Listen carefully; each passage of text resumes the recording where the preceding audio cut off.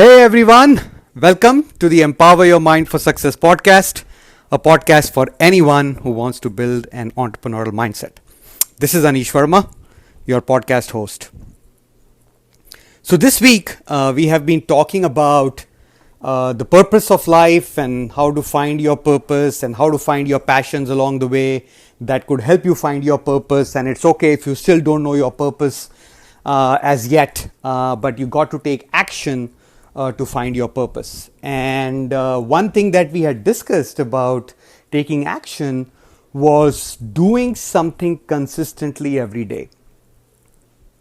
You know, Darren Hardy, one of my mentors, always says that success is a result of daily activities and discipline as opposed to something that happens just magically by working once in a while. Whenever someone is successful, they only see the end milestone. They see their hands being raised in the air. They see the stardom, but they miss seeing all the hard work that is put in to achieve the success. Because hard work is non-glamorous. It is not shiny. It is the daily grind. It is boring. It is something that you have to do despite going through the ups and downs. And I think that is something that is a must. And I think that same thing applies to finding your purpose in life. So to give you another example, I was watching a video of Russell Brunson. Russell Brunson is one of my mentors. I'm learning a lot about marketing and coaching from him. And in this video, he was talking about, how he finally believes he found his level 10 opportunity or his purpose in life. And if you do not know, Russell Brunson is the co-founder of ClickFunnels, which is the number one software for marketing and sales, identifying and converting the leads into sales. So, in this video, he was talking about, how over the last 18 years, he has been working on marketing and finding different ideas, finding different products, selling those info products, selling actual physical products, getting into network marketing, getting into affiliate marketing, coming up with his own software products to sell and all that good stuff, right? So, and he walked us through 131 different ways of ways of selling stuff online. And after spending 131 ways, finally it came to him that he needs to build ClickFunnels. The lead funnel, or I should say the ClickFunnels, which is selling, marketing and selling software. Now, he was not the first one who came up with the idea. By the time he launched the company, Lead Pages had already received $5 million of funding. And there is another company, Infusionsoft, at that time also, who had received a lot of funding. Russell built this company without any funding from anyone, bootstrapped it, found a few co-founders along with him, and now the company is more than $200-300 million company, and they became $100 million within 3 years. So they did a phenomenal job, and he was talking about how if he did not go through those 131 attempts of doing different things and finding various ways of marketing and selling, he would not have found his ClickFunnels software company finally that has now blossomed into an amazing technology, and he is considered one of the gurus of marketing that is still alive. So that's an unbelievable feat, but he was explaining to us that, it took him a long time to get here, and nobody knows some of the things that he went through. So many businesses he started that crashed and burnt. He had to let go of people, but he didn't let any of that stop him, and he came back to what he is now. And his main purpose of explaining that to us was, he said, you got to keep moving forward. You will never know what your level 10 opportunity is unless you go through all the heartaches, heartburns, and taking action on all the ideas that you are having now. And he kept on doing something or the other every single day. Right? He did his podcasts, he did his YouTube videos, he did Instagram, and then he slowly built a team around him. And then he went on to multiple social media platforms to talk about it. He has written multiple books now. .com Secrets, Traffic Secrets, and Expert Secrets are his popular books, and he has done very well for himself. So, I was thinking about that today, and I was thinking about the discussions that we have had over this week. And I was also talking about certain actions that you will have to take on a daily basis. And I was kind of reflecting on myself.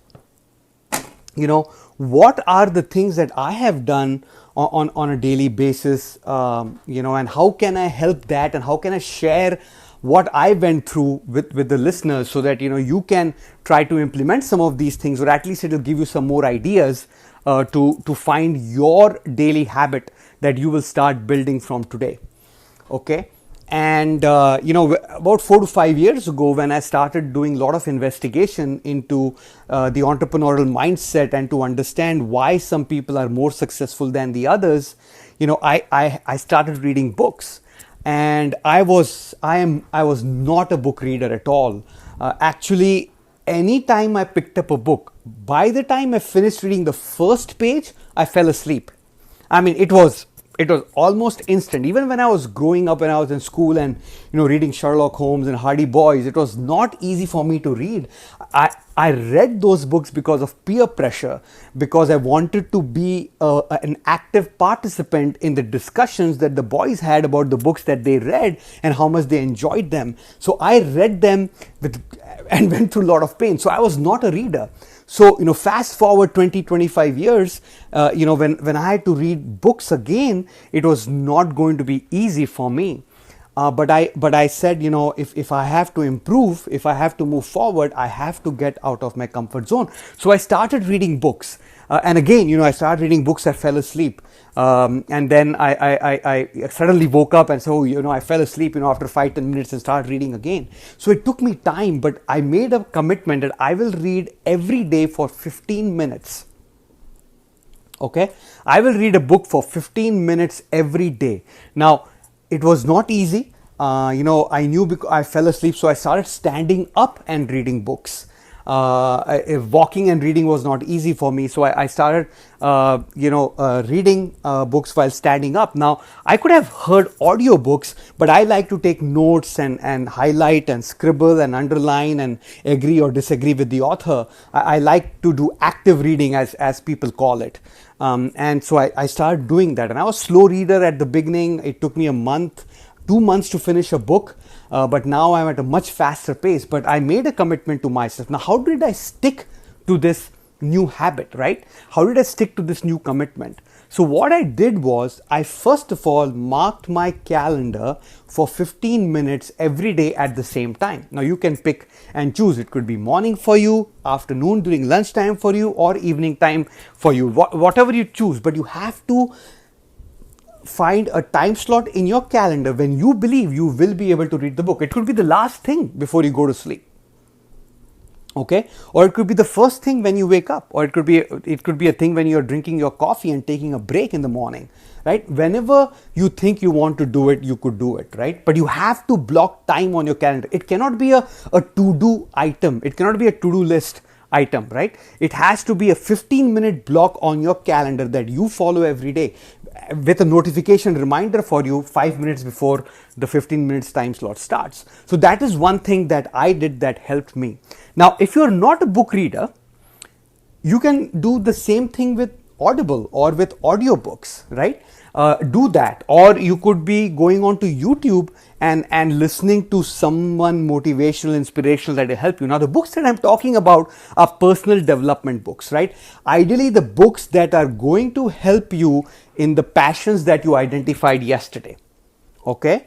If they're about sports, you can pick up autobiographies of sports people or analysts, or there's so many mentor figures to follow.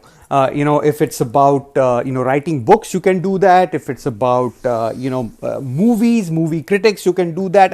There is no shortage of books in pretty much any subject, right? You can go to Amazon, do your research, find the books, order them, or go to your library, borrow them, or go to Audible and listen to them, or find videos or Facebook groups of some of these people that you want to follow and follow them.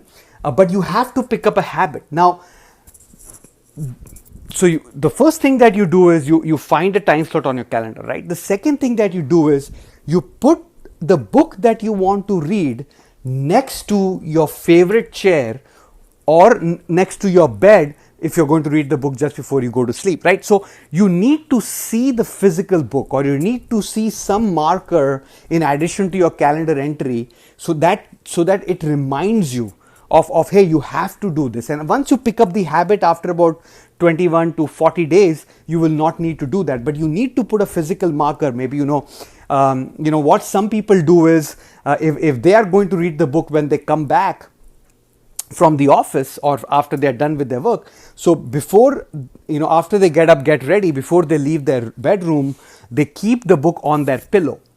So when they come back in the evening or in the afternoon, they see the book right on their pillow and they know it's a cue for them to read the book, right?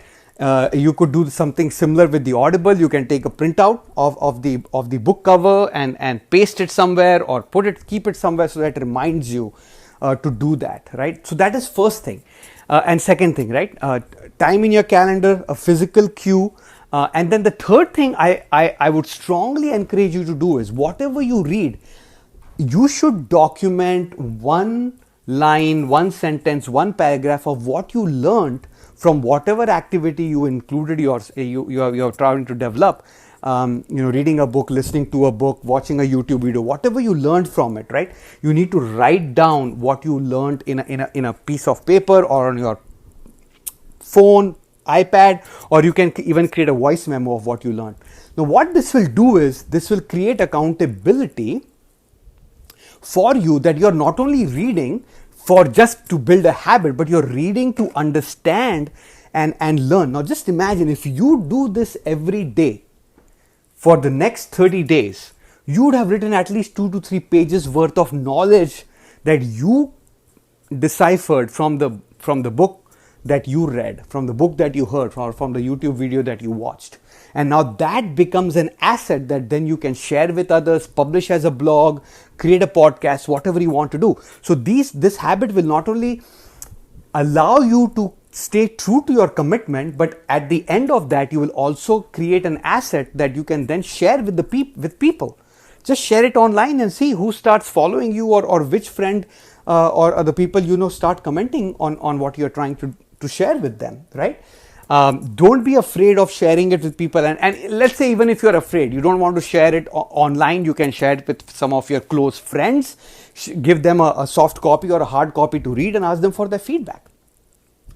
Okay, so that is the third thing you need to do. And the fourth thing is you need to find an accountability buddy, right? You got to tell your spouse, your close friend, your sibling that, hey, this is what I'm going to do, and I want you to remind me, and I will not get annoyed if you remind me. I want you to remind me so that I can stay focused on doing this. Now, I want you to take up a 30-day challenge, okay? 30 days is not a long time. So you can take up a 30-day challenge, pick up a habit, don't miss a single day. Because if you miss a single day, you have to restart the 30-day challenge, okay? That is the only way you will be able to push yourself outside your comfort zone and build a good habit that will help you gain knowledge around your passion. It will also help you identify who are the people in the same passion area that you could follow, learn from. It will help you find your mentors, and eventually it might help you find something that you could start doing a YouTube channel on, or a podcast on. Now, this may not end up being leading you into a business, but you might start building a tribe of followers eventually. Just imagine, guys, if you can do this for 365 days, maybe you would have written a book by the end of 1 year just by reading 15 minutes a day. That's all. That's all. And following those 4 things, I requested you to keep true to your commitment of building a good habit. There is no other way. This is the only way. Repetition, repetition is the only way. I'm going to repeat myself. I think I've mentioned this on every podcast, but repetition is the only way to train your subconscious mind to go out in the universe and get things that you desire. Right? Repetition is the only way. By repetition, you are triggering neurons in your brain and forming new pathways that will help you not only build but sustain the new habit that you're trying to build. Right? But try to align it with your passion, because when you do it to your passion, then it will become effortless. Eventually, it'll be an effort in the beginning, but eventually it'll become effortless. Okay? If you're trying to do something just because you think it's a cool thing to do, a lot of people are making money, but it's not your passion, don't do it. You'll be wasting your time. Do that is aligned to your passion, because that is the only way you will find your purpose. I hope this helps. I hope you resonate with this. Just go with it and try it. Try it for 30 days. Take up the challenge. And move forward. If you think someone would benefit from listening to this podcast, share it with them. Help others build good habits as well. By helping each other is the only way we will be moving forward on our common mission of achieving our financial freedom.